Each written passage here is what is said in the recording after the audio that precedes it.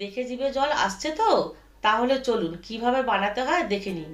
প্রথমে 2 থেকে 3টি আলু 4 টুকরো করে বোনলেস চিকেন আর রসুনের সাথে সিদ্ধ করতে দেব। আর একটি কুরকুরে মিক্সির গুঁড়ো করে ব্রেড ক্রামের সাথে মিশিয়ে রেখে দেব।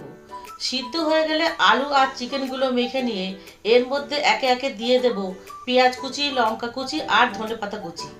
এইগুলো মেখে রাখার পর পরিমাণ মতো চিজ, গরম মশলা, জিরের গুঁড়ো, নুন দিয়ে মেখে 10 মিনিট রেখে দেব।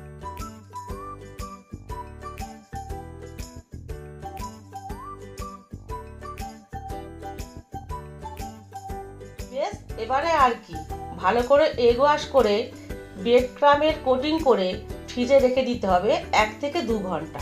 তারপর ভেজে নিলেই রেডি চিকেন চিজ কাটলেট।